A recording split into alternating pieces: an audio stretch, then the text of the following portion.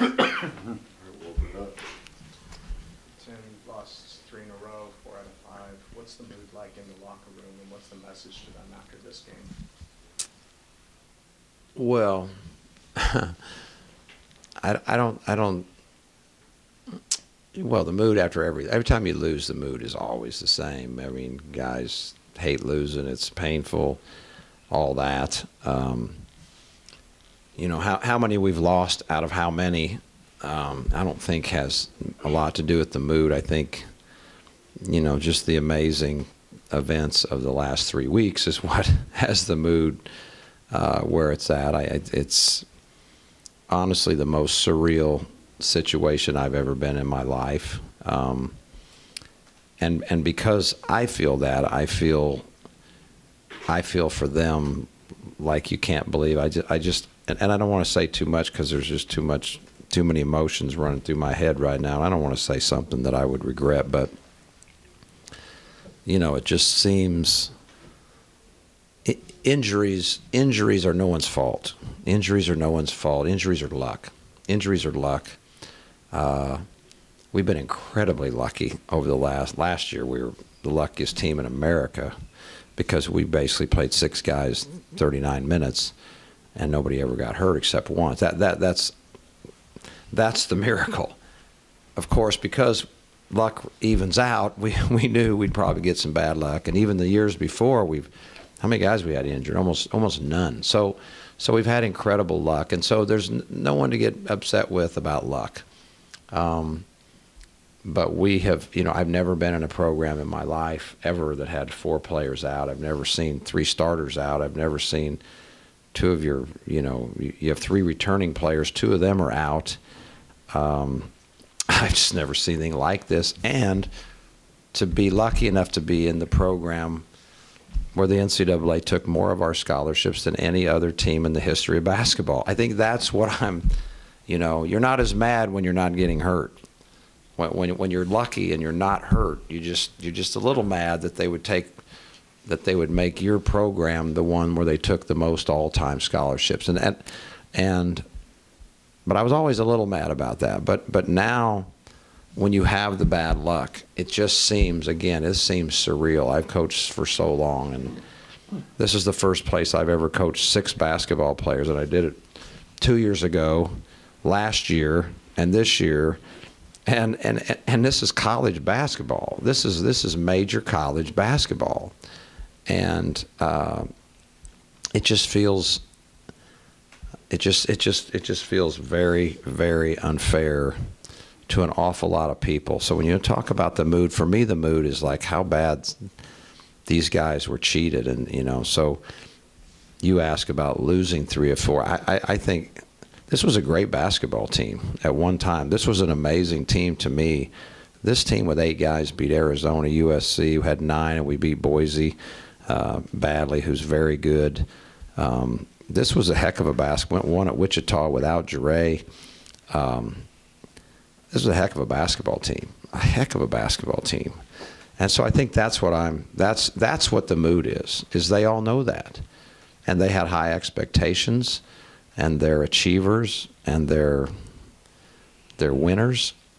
And then to be asked in the last several weeks to do what's going on, and you don't even know the half of it. Okay, you guys don't know the half of it. It's not just the guys sitting over there with the crutches. We got other guys playing. I don't want to go into it. God, I'll just give the scatter.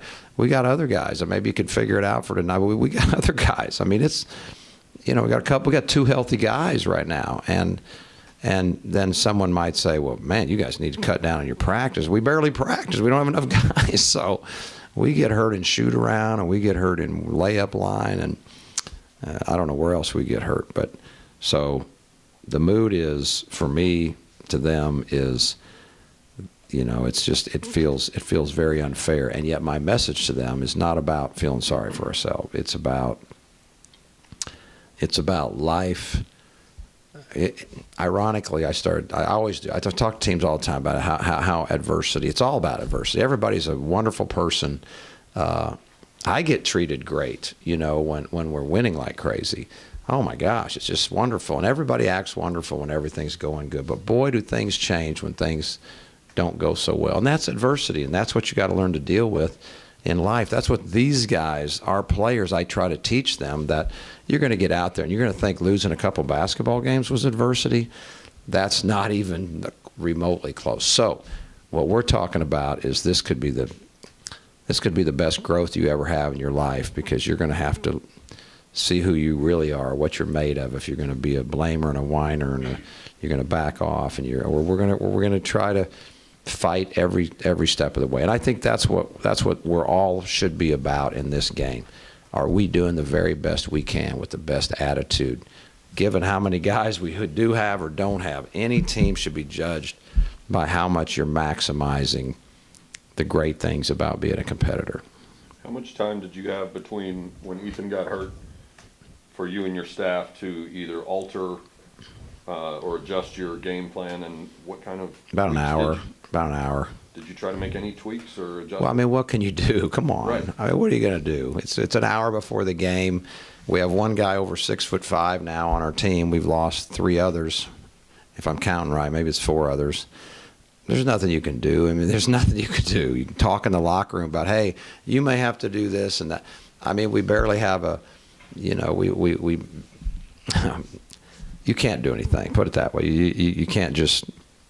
What are you going to do? And you're playing Cincinnati. And by the way, Cincinnati's a great team. I need to talk about them. They're a great team. You know, had we been our full team, the one that we had, 3.5, 4 weeks ago, we were looking forward to this game. It would have been a great game. It would have been a great game. Now, I'm not saying we'd win the game. I'm not trying to give you any of that. But they know, we know. This was set up to be one heck of a game. And it's so disappointing that we had, you know, we didn't have our team. And I don't mean to disrespect. We had some of our guys, but that's not a basketball team. That's not a college basketball team. And that one hurts too, because this would have been a great. You know, I love the big games and the high level. You know, it could have been a high level crowd, all that. But you know, we didn't have a chance, really.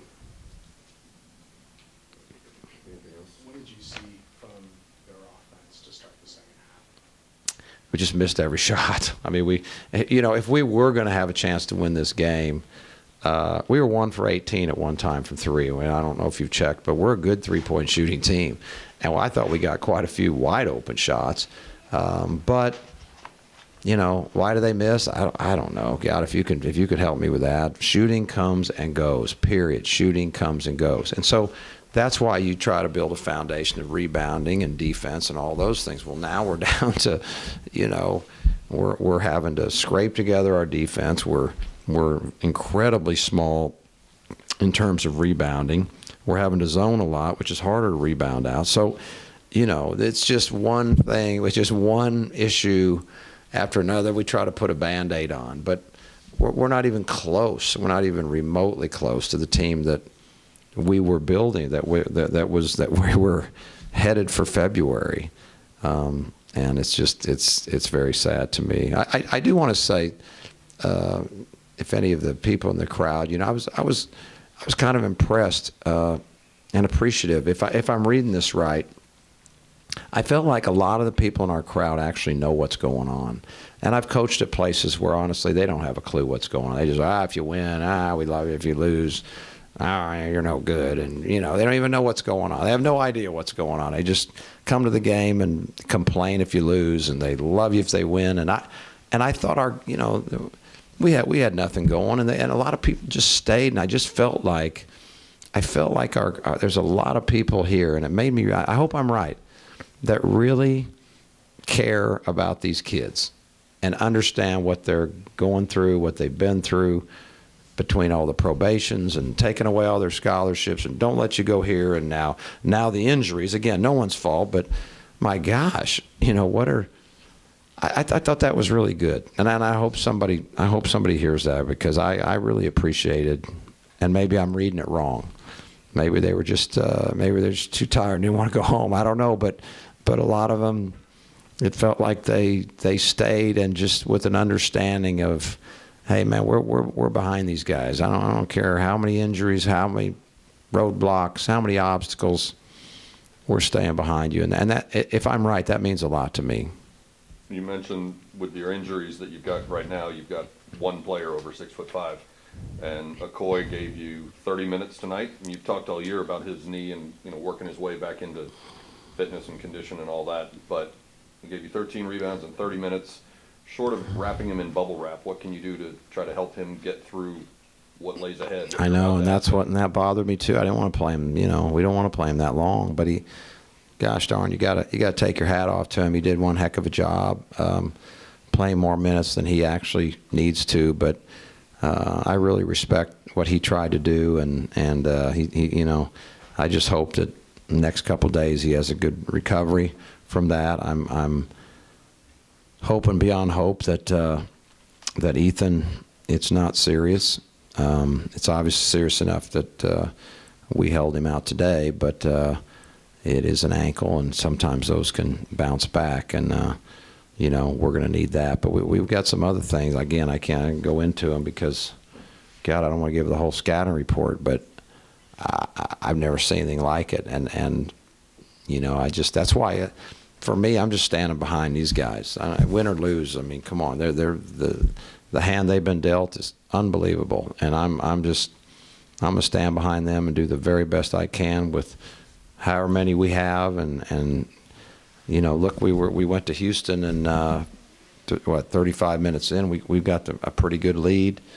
Maybe ran out of gas and didn't do great down the stretch, but gosh darn, they're battling. I've had a couple coaches across the country that friends of mine know what's going on, and they watch us, and they're like, gosh, your guys are, they've been trying, they're trying really hard, and I'm behind them. I'm proud of them. I think they've got good character, and just because you lose doesn't mean you're a loser, particularly in this case. As long as you keep fighting and you got good attitude, to me, you're a winner. Got a lot of playing time with the injuries. What have you seen out of them over the last couple of games? I think they're playing well. Unfortunately, tonight they didn't shoot well, but you can't just put those. That was epidemic for us for the most part.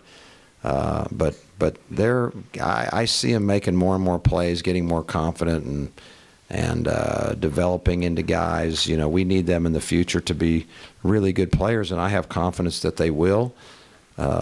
Tonight, pretty tough, pretty big stage. It's a top team, and who knows, maybe that had something to do with it, maybe it didn't, but thought they got good shots, didn't go in.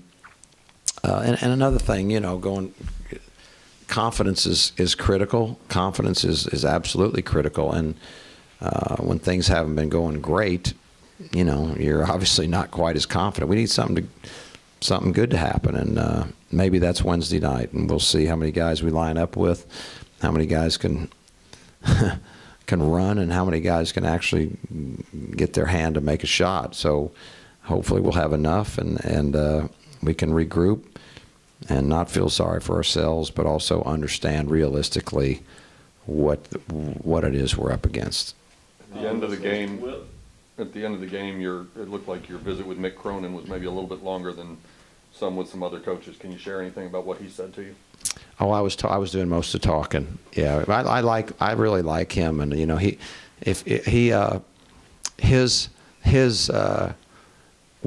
media personality is, and his demeanor on the bench is so opposite of the guy that I know. We go back a long way, and I just have always, he's a friend of mine, and so I was doing most of the talking and basically telling him he was buying dinner the next time for sure. But it was more me doing the talking than him. But he also was, actually he got into he goes, well, it'll sound self-serving. He was just talking about, I can't believe what your issues are. That's what he was talking about. How much will these reps help guys like Douglas and Landrum going forward in the next years of their career? A lot. And if there is a silver lining, and it's not bright silver, I can tell you that, but it's kind of a dull pewter. But it is that they are being put into a role that will definitely help them. And I see them improving. I really do. And I hope that they really, before the year's over, really kind of get get a little confidence. I mean, they have some, but I'm talking about when they really get comfortable out there and really feel like each and every night they could be productive. That would be my hope, and they're certainly going to get that opportunity. Thank you. Thank you, guys. Thanks, Coach. Thanks, Tim.